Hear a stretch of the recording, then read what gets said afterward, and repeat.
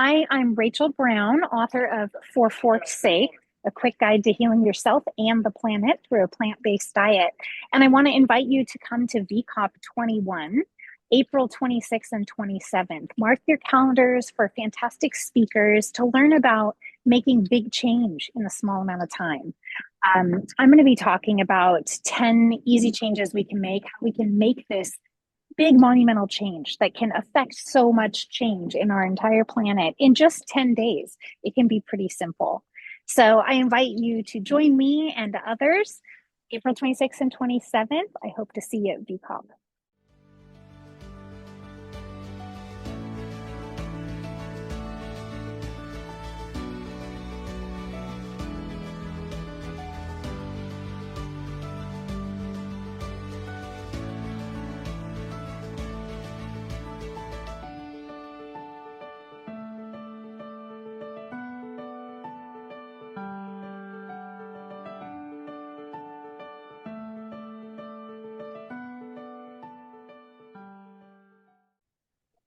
Hi, everyone. I'm Mariquita Solis of Climate Healers, and I'm excited to be here today to speak with Rachael Brown. She is going to be presenting at the next VCOP, VCOP 21, and that's in April 26th and 27th. And it's making big change happen. That's the title. So we really want to have transformational change for our planet and for people, for all living beings. So you don't want to miss that. Put that on your calendar, April 26th and 27th. So she's going to be, her presentation is for Fork's Sake, healing yourself with your food and healing the planet. So it's all intertwined. So welcome, Rachael. Thanks for talking with me today. Yeah, thank you so much for having me. Well, I want to hear a little bit about your journey. How long have you been vegan? So we are coming right up on 15 years. And we made a pretty solid and sudden change, I would say, when we found out the good news that what we eat can really change our health. I'd always had high cholesterol, and actually, our nephew was diagnosed with cancer at age 5, and his mom was in nursing school at the time and had a professor who asked her if she'd looked at the role of nutrition in cancer. And this professor suggested she read the China study and watch Forks Over Knives. And my sister-in-law at the time, they had a small hobby farm. She taught me how to pull mozzarella cheese the summer before. We had 13 chickens. My daughter had a little organic egg business for our neighbors. But I read the China study and watched Forks Over Knives, and my immediate reaction was that I was really angry that I had never heard this news, that nobody had ever connected the dots for me. And so we decided to try it. Our kids were 6 and 8 at the time. So, they were used to macaroni and cheese, and we always had fruits and vegetables, but they, like most American kids, had cheese pizza and pepperoni pizza at birthday parties and all of that stuff. So, but we decided to try this way of eating whole food, plant-based, no oil for 10 days. And so I got a blood draw and we ate this way, and I couldn't get back in for my second blood draw for 17 days. But when I did, my doctor asked what we'd done because my cholesterol had dropped 50 points. And yeah, just realizing this, he said, I couldn't have done that with medication. So whatever you're doing, keep doing it. And that was really the beginning of making this lifelong switch, not a diet kind of thing, but a real lifestyle change. And when COVID hit and I couldn't do the other work I was doing, I decided to go back and get my plant-based nutrition certificate because I really wanted to share this information with as many people as possible, just to let people know that you don't have to be sick and on medications. In many cases, just what you eat could help prevent or even reverse diseases, many common diseases here in the US and around the world. It's very exciting. The word needs to get out. So we need to get a copy of your book For Fork's Sake, right? Yep, this is it. An easy read compared to some other books. And I also took the Cornell and read the China study, which is a big, hefty book. And so, yes, and it's nice that we can have a smaller kind of version, more condensed and probably easier to read. I love the China study, but my mind doesn't work that. Right. Well, and that's partially why I wrote it because our kids were young. They were in elementary school, and I was talking with other parents and families, and I kept trying to give people the China study, and they would just hand it back to me kind of sheepishly, like I couldn't get through it. I didn't have enough time, and I love it. Also, I hope everybody will read it. It's such an informative book, but for a lot of people, it's the level of reading and the amount of reading is a barrier. So I really set out to write something very simple.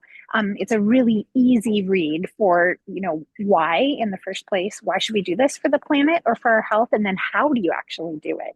So the audiobook is under 4 hours. And I say it's a perfect airplane book because I'm sure you could read it in a short flight. And it's really the book to give to people either who are new and interested in this or family and friends who are like, what is that weird thing you're doing again? And why do you even go to all the effort? So that's what I wrote it to be. Wonderful. All right. So we'll be getting, where can they get a copy? Anywhere you buy books, it's on Amazon, it's at Barnes and Noble. You can find it on my website for forksakebook.com. All right. Everybody heard that. All right. So I want to hear about your spiritual life as a vegan. Now, some people will say veganism isn't about spirituality. My personal belief is it is because I'm very connected to all living beings, and there's an awareness of that. And I really am interested in other people's spiritual life. I'm the leader of the animal ministry at my church at Unity North Church, and also involved in the Healthy Living group. And I do Reiki, and I do a lot of spiritual practices like forest bathing and these other aspects. So I'm happy to hear. I'm very excited to hear about you. Tell me about you and everything you do. I mean, and the Climate Healers is very spiritual. I mean, I feel like, I speak for myself as a climate healer. It is a very spiritual organization because how can it not be when we're speaking up for Mother Earth? Yeah, it's so true. Well, I have a varied background. I was raised Presbyterian. I was actually a youth pastor for a year. My degree from the University of Washington is in geography, and I've always felt connected to the earth and really closest to God when I'm out in nature. Um, and in the recent 12 years, I've been a spiritual director through an organization called theodyssey.org, which is really helping people who are wanting more, thinking, this can't really be it. There must be something more. And I'm really looking for something more. It's helping people understand what's available. And it can be really tricky, I would say, with talking about the spiritual side of why we do things. I don't want to be judgmental. Many people see it as judgment if you're, approaching them with this being a spiritual practice. That being said, these days there is more openness for all kinds of different reasons for doing things. So I take it at one individual at a time, really, because it's kind of like talking about health in general or plant-based eating in general. A lot of these terms people have heard, but they associate something very specific with it, right? So sometimes people are really defensive. You don't even have to say anything, but they look at your plate at a potluck or something and they make a comment. And you can tell that they're, feeling judged, even though you haven't said anything. And then sometimes people will genuinely ask questions as to, well, why? How can you, do you still wear leather or do you eat honey but not eat these things? So sometimes people are genuinely curious. So I really take it one person at a time and kind of tailor my response to people in a way that I think they will understand. It's not any different response really at its core, but it's hopefully engaging them where they're at in a place of understanding and compassion rather than judgment. Because I feel like when sometimes people hear the term vegan, there's a lot of judgment and can go, both ways. So I think you're right about definitely with the word vegan. I mean, it's very charged. And even like you're saying, I mean, that like spirituality, religion, all these are very charged words. And mhm. yeah, so I mean, I feel like connection to the earth is very healing. Now, Yeah. um, how does that tie into this spiritual experience, would you say? Well, I would say it's something that everybody experiences, so it can be a wonderful starting point, right? Most people can't deny the beauty of a sunset or can't help but smile when they see a puppy playing, right? Or children playing outside. I mean, so many examples. We really are interconnected beings and connected to this world we live in. And I think that for the most people, I want to assume that when they know better, they will do better. And for the most part, they just don't know better. I think most people don't have any idea about really what animal agriculture, the livestock industry, um, they don't understand how it works. I think most people, if they saw how, the meat that they consumed was grown and taken care of and slaughtered, I don't think they would be able to stomach eating it. So some people, it's helpful to, talk about those things. And for other people, connecting on that universal connection to where we all live and the habitat we have to be in, that can be a really great starting point as well.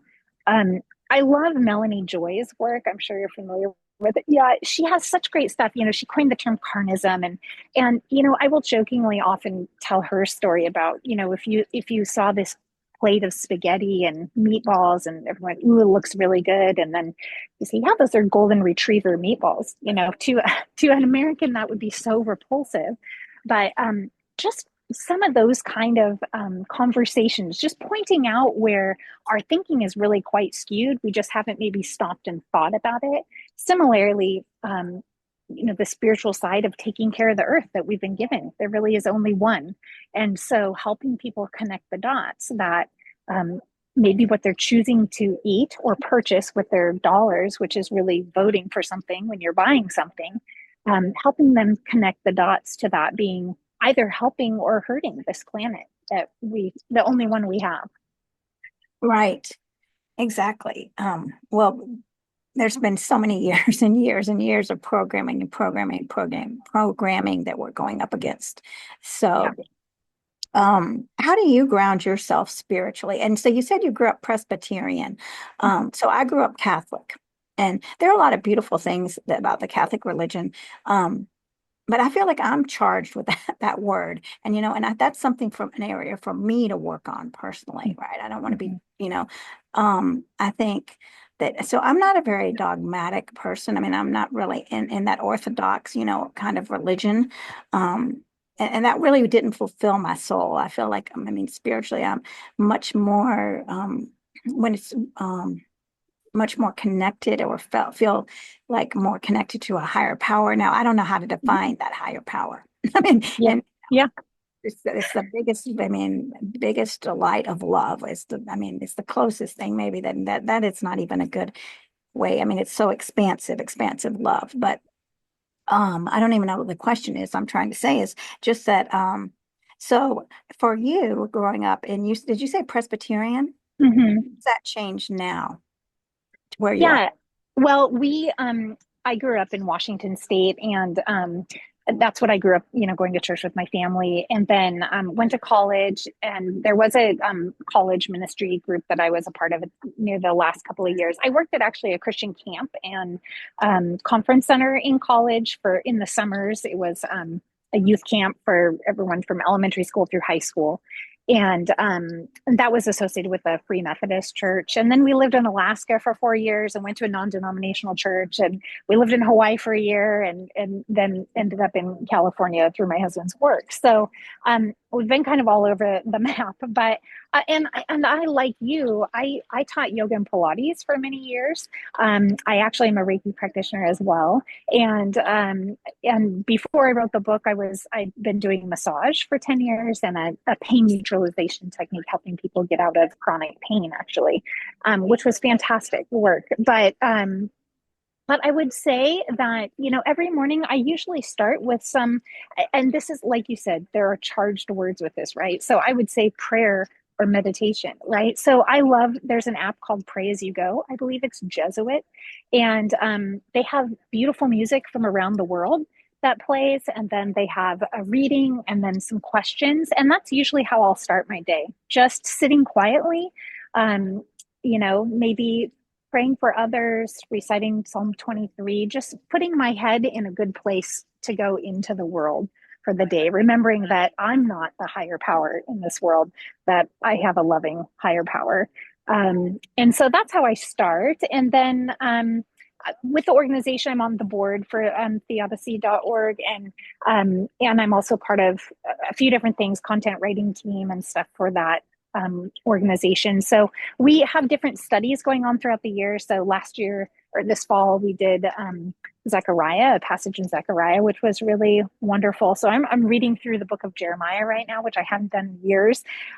So I try to like with good food, I try to feed myself, to feed my soul and my mind with truth, and then live out of that as well as I can. So for me, that looks like reading the Bible, reading spiritual books, having time to pray, and then really all of this is for the sake of others. It is wonderful personal growth, but I don't really think it's doing a whole lot if you're not using this love that you've been given for others. And so that's really what I'm trying to do as well. And not just in one part of my life, not just in, the kind of spiritual side, but I do feel like eating differently, living differently is also a spiritual practice.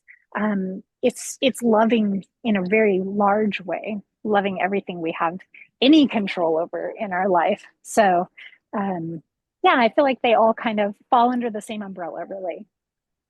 Yeah, I love that. And there's like beautiful parts of all, I mean, well, all religions that are based on love, of course. And I don't want to make a blanket statement, but and there are many paths to the connection, the soul connection to the higher power and to Mhm. peacefulness, right? And I love that the Pope, in the Catholic Church has become more open and loving towards all and even animals, the statements that he said. So Mhm. yeah, and I think starting with that foundation has had that was where I started. So Mhm. um I think of course, there are many elements to all churches and all religions that are beautiful and growing and learning from all. Like I start listen to some Sanskrit meditations and songs to ground myself. I don't even know what they're saying Mhm. sometimes, but it's that vibration and that quietness and that beautiful sound. And they will put the words up, the translation. So I know that but I could already feel it in my heart. I don't have to know exactly what it says because it is affecting me and on that level of love and raising my vibration spiritually. Mhm. Mhm. Yeah, yeah, it's beautiful. It's beautiful. I think when we open ourselves up to, um, yeah, whatever you want to call the higher power, God, Jesus. I mean, when we really put ourselves in the correct place of not being the God of the world, and then amazing things can happen. That's very true. And also being aware that, that sometimes the words are triggering, and Hmm. I know that, I have friends that are very triggered by the word Jesus, or they've had, and they don't want anything to do with the Bible or anything because they've had it forced down their throats. And I can Hmm. understand, why they are at that point, and Hmm. so it's always very important. I have to remember to keep myself compassionate, of course, and try not to trigger other people and be aware of them. And we're all on the journey, and who knows, what the higher power might be for someone. For someone, higher power might be a tree, and then that is the Hmm. essence of the higher power. It is, I see that in the tree, tree as a living being. And when I go out and I talk to the trees, I see that essence of that divinity in them. What would you connect with the most, or maybe something that's called you and you connect with in nature, where you really say that you might say, this is the essence of the higher power? Is there any being? Yeah, I mean, um, I love nature. Some of my favorite times in my life have been backpacking, or we bike pack, just being really immersed. And I think a lot of it is just getting away from the world that we live in with so much noise, literally and figuratively, I guess. And having the space to kind of clear out the mind and get rid of all those worries or the daily kind of stuff that goes on, and really just having time to think and be. And we now know that science backs up, right? With forest bathing, there's a lot going on. I think I will continue to learn quantum physics and all these things where we knew for some reason that we felt really good when we were walking on the beach, but we didn't know why. And now we know about some of these things. Um, so I don't worship nature. I worship the creator of nature, but I think the creativity and the beauty is astounding if we take the time to really notice it. And that's not just in trees or sunsets or rocks, but it's also in people, you know. And so, yeah, I think part of all of this is really just slowing down and noticing. And that's hard to do in this world. I mean, even talking with people who are making the change to eating vegan, often it's hard to prepare food at home because they're not used to taking the time to shop for, real food, not packaged food, or cook because they're used to going through a drive-through or something like that. So, yeah, I find that a lot of these things have crossover. Once we learn to kind of slow down and look at things differently in one area of our life, it can cross over into other areas too, which can just be healthy all the way around. Yeah, exactly. Yeah, and you're right. No one can dispute the beauty of a sunset. But the beautiful sometimes, going out and just feeling that fresh air is all you need to just to revitalize your being. So it's amazing. And I love what you're sharing that this encompassing, these are all the gifts of the creator. Hmm. There's so many that, I mean, there's so many. Go outside and you see a tiny flower, and then, and you see just a little blade of grass. All those tiny little blades of grass are little gifts. Yeah, yeah. And it's I mean honestly miraculous sometimes when you think about what we have done and continue to do to this world, that it keeps running and producing what we need. And yeah, we need to not be taking that for granted. I like you said about the deep breaths of fresh air. We were evacuated 3 years ago from our home for forest fires. We're in Northern California, and even before that, fires that were hundreds of miles away, depending on the way the air was blowing, you'd walk outside and get a headache within like 10 seconds because it was just this like acrid smoke of burnt plastic. And you could smell it. It was just, it wasn't like forest fire smoke. It was like, yeah, burnt metal and, chemicals and just horrible. And some of these places near us, state parks are reopening because nature has started to revitalize already, and repair itself. But learning the state of the planet and really how dire it is, and how really quite easily we could make changes. Maybe not easily, but simply. There are some simple changes. I mean, mostly to do with animal agriculture, that if we just put some things in place, could really help us out in the long term. And these are the kinds of facts that I wish people would learn, because I don't think people understand these. I have a really great friend who has lived all over the world, teaches economy or economics, high school economics. And she said to me probably 6 months ago, I'm not buying almond milk because I know, how bad it is for the environment because how much water it uses. And yeah, I was just astounded because I was like, well, that did make the news, but actually, there's how much a pound of beef uses, it's way more. Like, just don't eat meat and honestly buy all the almonds you want because you're still coming out ahead. So these kinds of things not being everyday knowledge. Yeah, I'm trying to do my part to help people understand what the truth is behind what we're eating. Well, you're doing it. And so with that, I want to invite everyone to come to VCOP 21, April 26th and April 27th. I want to make sure I get the right dates, put it on the calendar. So Making Big Change Happen is the title of VCOP 21. And Rachel is going to be, her session is for Fork's Sake. how you're healing yourself with the food choices that are beneficial for you and beneficial for our planet. So I want everyone to put that on the calendar. It'll be a 2-day event, and you can come when you can and join and take a little break if you want, hear some speakers and come back. You don't have to be committed to the whole every single one, but we definitely want you to make sure you catch Rachael Brown there. So thank you so much, Rachael, for talking to me. Definitely. Yeah, thank you for having me. It's been fun to get to know each other. Yes, and we'll be seeing you then. All right. Well, thanks a lot, everyone. See you there at VCOP.